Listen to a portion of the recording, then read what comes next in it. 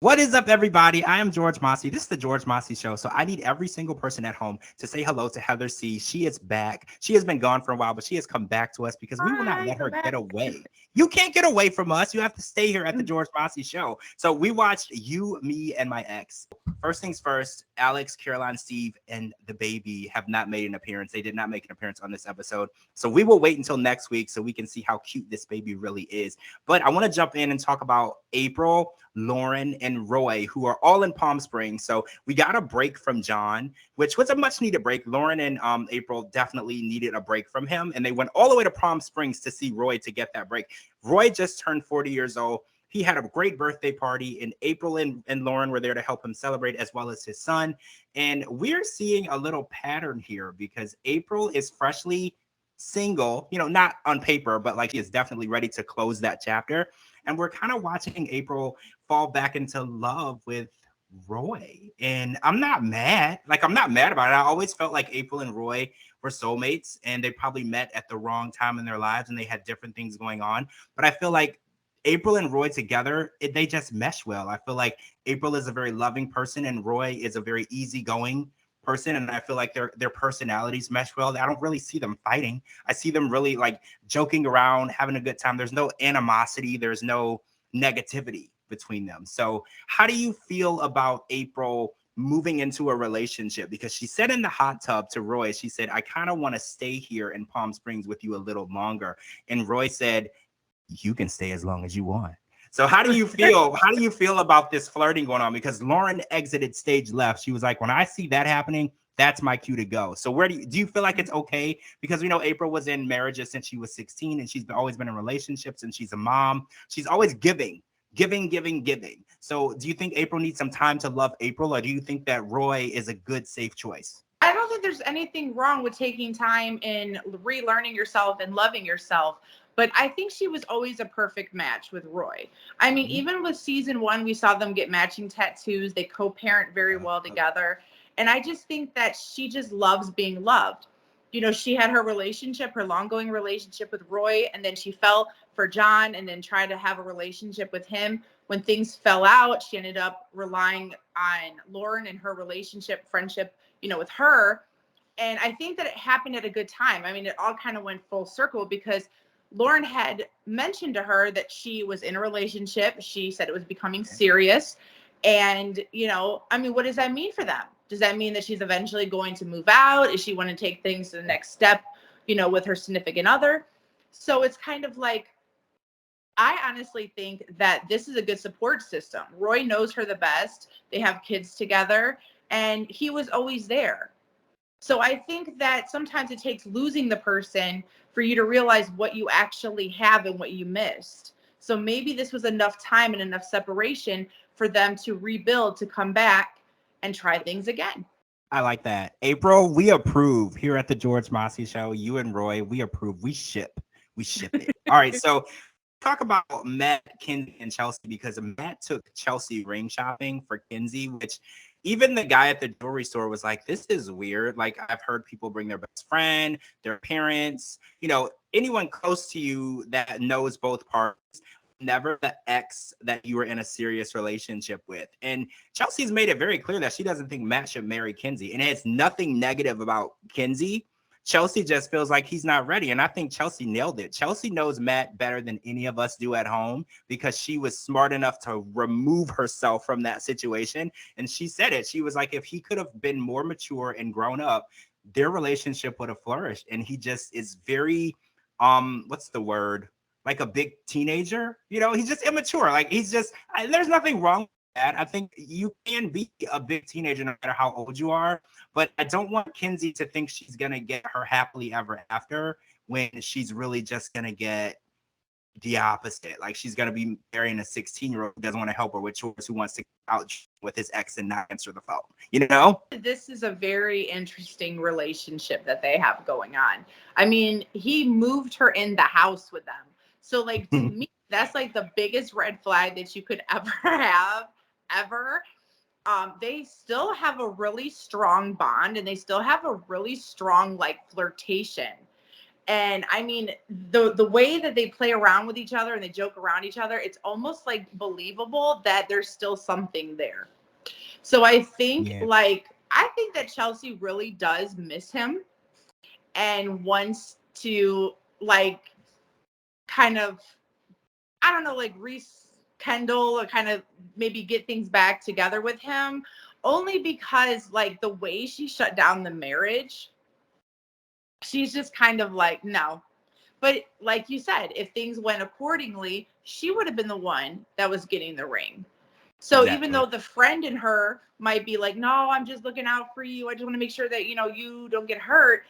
The girlfriend part of her is probably like, that should have been me. Like, there's no way this girl didn't be getting no ring, you know? Well, yeah, So the I just, ring makes it more real, right? yeah, Like, because he's just dating her, and yeah, they live together, but it's been 4 years. There's no ring. The ring makes it permanent and real, and that would have to close that chapter for Chelsea. And maybe you're right. Maybe Chelsea's not ready to close the chapter. She likes to keep him close. She's keeping him close where she can keep an eye on him, and if he does, turn into the guy he wants to marry, he'll be right there. She'll keep him close. But I don't know. I think Kenzie deserves a good guy. And if Matt can step it up, put a ring on it. She deserves that. 4 years of dealing with him. She deserves I that don't ring. know. This is just an unpopular opinion of mine, but I don't like Matt and Kenzie together. And the reason why I don't like Matt and Kenzie together is because I feel like she deserves better. Yeah.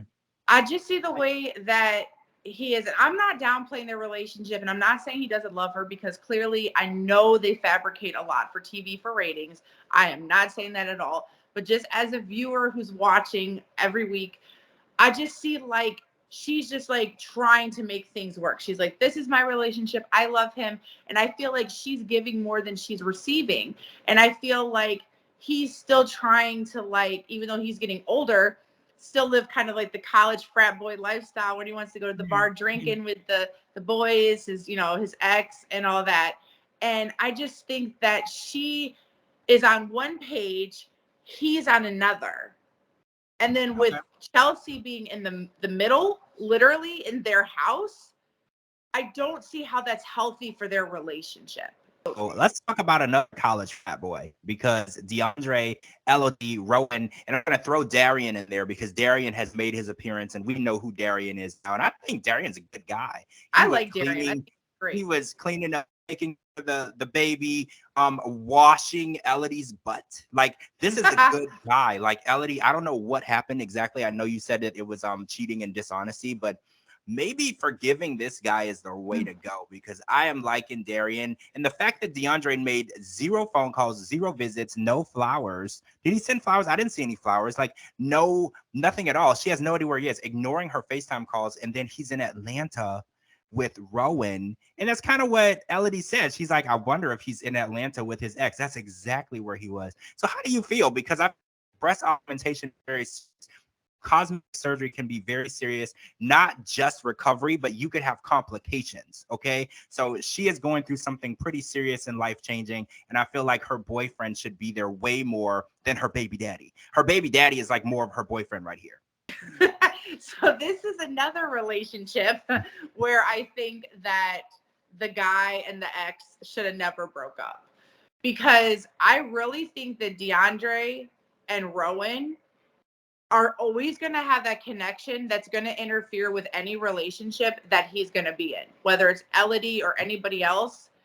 I don't care what anybody says. Any woman in their right mind, even if they're beautiful, gorgeous, top 10 models, secure in their skin, they do not want their man around another female, let alone a female that he once found attractive and was dating and slept with and so on and so on. It's very hard to, like, it's not hard to be friends with your ex, but it's hard to ignore all the feelings and everything that was in your relationship, because you're always going to have that bond. The girlfriend or the boyfriend, either or case scenario, is always going to be the third wheel. Every time we see the three together, Elodie's always the third wheel, not because she chooses to be, because it comes out that way, because they're so busy. Like, oh my God, my mom said hi. Oh, Rowan, oh, you're going to come over to our family dinner, and it's like, Yeah. she's supposed to be the one in the picture, but she's getting pushed out, and she already is established. She's been married before. She has a child. So it's like she knows what she wants with her life. And I feel like DeAndre is still trying to figure it out. Now, whether or not this is a recipe for disaster for the relationship, or he can get it together and figure out if Elodie is worth saving. I think she's a great girl and she looks amazing with or without the cosmetic surgery. I thought she was beautiful before, but you know what? It's her body and her choice. And if she doesn't feel comfortable, she should be able to do whatever she wants to do to make herself feel great. I think that her ex-husband was a great guy. I think that he did a great job stepping up and taking care of her, but she should have went to DeAndre first. And the fact that she knew that she couldn't trust him for that role should hopefully make her think that maybe this relationship isn't as serious as it should be. Okay, so I want to talk about Chantel, Jennifer, and Danielle. Josh wasn't really a part of this. Josh does a really good job of just staying out of it, right? Josh wasn't a part of this. He was like, y'all can go to the bar, y'all can get drunk, y'all can have a girls' night. I'm not calling you. I'm watching Camila. I'm minding my business. Josh was on the couch chilling. Chantel, on the other hand, there was some jealousy going on. Like Chantel was FaceTiming them. She saw guys around.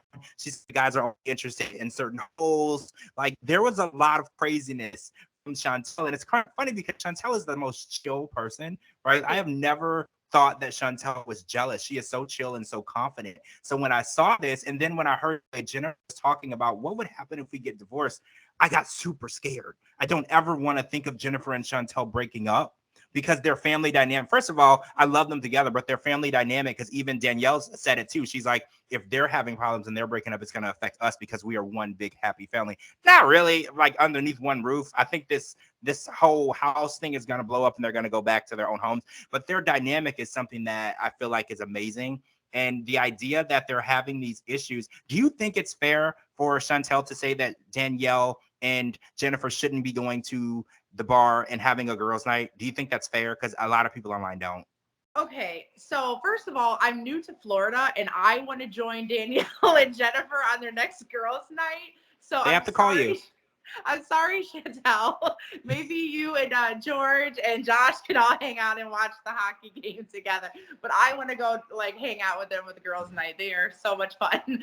But no, I really think that Chantel doesn't have anything to worry about. I think that by stressing out and calling somebody too much could always have the potential of pushing one away.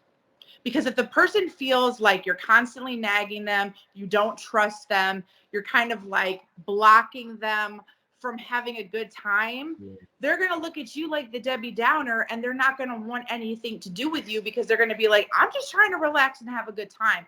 I'm already stressed. You're the cause of it. And you might not even be the cause of it, but because of the case scenario, you might be part of it. I think that it would be healthy for their relationship where if Jennifer's just like, I need to have that moment, even if it's once a week, to get with, Danielle and just go out drinking. But I don't think that Chantel really said that drinking was a problem. She was suggesting go to a restaurant, but right. I think like organizing what the person is doing is a little on the being controlling part. I don't want to say that because like you said, she's so chill. I don't feel like she has bad intentions. I don't feel like she's being controlling. I think her heart is in the right place. And like she said, she worries. You can't fault a person for worrying. You can't fault a person because if something, God forbid, were to happen to one of them and they're both drunk and not in the right state of mind for whatever reason, who's really going to save them? A lot of people do have ill will and intentions. So I just think that maybe test the waters, just let them go out one night. Josh is cool that he knows both of them. Yeah. He literally was married to both of them. If he can trust them to go out, and that's like the mother of his children, both of them, and he can just be like, it's them, whatever. And they're not drinking and driving. They're, Ubering or you're taking them. Just let them have just a moment. Get it out of their system. Have their little girl talk.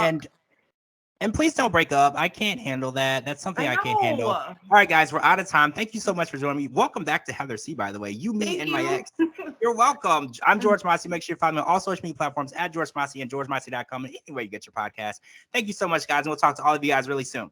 Bye.